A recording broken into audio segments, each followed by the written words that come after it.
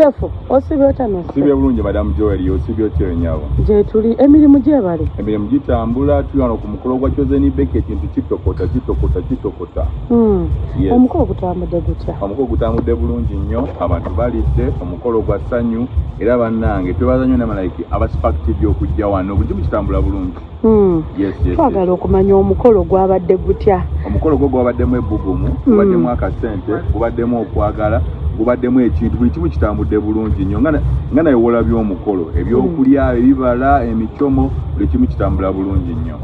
Kyanjawulo ki ekibadde ku guno omukolo ekitabadde guno omukolo bane bannamawulire babadde bangi abantu balaze Beki omukwano abantu balaze Beki okwagala abantu bazze mu bungi nnyo abantu balidde abaka basinga balidde enkoko namba gwalo kyaleko ku mikolo gyonna.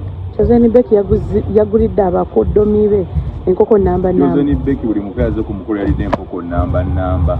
Bwe yakugamba era mbawulira ekituufu yaguze enkoko mmeka? Yaguze enkoko 12 buli mukazi oluwombo lulamba olw'enkoko. Bwe yali yakugamba nti Chef Godwin njagala buli muko ali enkoko namba olw'omuko yennyini alidde mmeka? Omuko yalidde enkoko y'empanga ennene obulungi era ebadde sitadde nnyo bannange.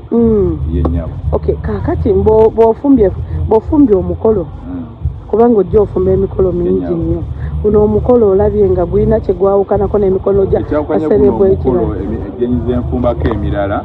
Omukolo gwali gubadde gwanjawulo kubaddeko abayimbi bangi nnyo abantu balaze Beki omukwano paakingi zijjudde abayimbi babadde bangi nnyo basozimo bonna abantu babadde bangi nnyo. Chosen Beki omwami yagamba ati mukolere enkoko nga namba mu luwombo n'abaka bagenda okujja bali enkoko nga namba. Alina byakugambye molimoli nti oba ayagala kano nakali. Yangambye omwami we ayagala nnyo ekinyeewa nga kirimu akatifo. Ekinyeewa twakikoze bulungi nga kirimu akatifo. Wegamba Masaka nnyo. Masaka nnyo ettooke libadde nga blue band libadde linaanuuka bunanusu weri. So ekitambudde bulungi nnyo twebaza nnyo nammwe abaspark TV okujja ku guno omukolo olwaleero kitambudde bulungi nnyo sofa. Okay. Kiki oyinza ogamba Chosen Beki omanyi munnange ab'ebigambo babadde bangi nnyo aboogera bingi emmere biki ate kyenyinza ogamba Chosen Beki nze emikolo gye nfumbyeko abantu tebaawukana.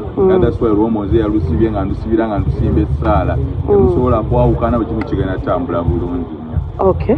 Nga tumaliriza eri bafaani b'olina akantu awo ke watukubamu emabegako awo n'otugamba ali ku mukolo ogumu abako katono baffe oli yajja n'abaako byabawa naye ne bazayo Beki afadde security era abafaani bange mwena abatubuukinga ekintu kya security mukirowoozeeko nnyo tubanga security nemanyi mu kimu gye tufumbira mukirowoozeeko nnyo bannange mwena abatamanyi bampita Chef Godwin Uganda.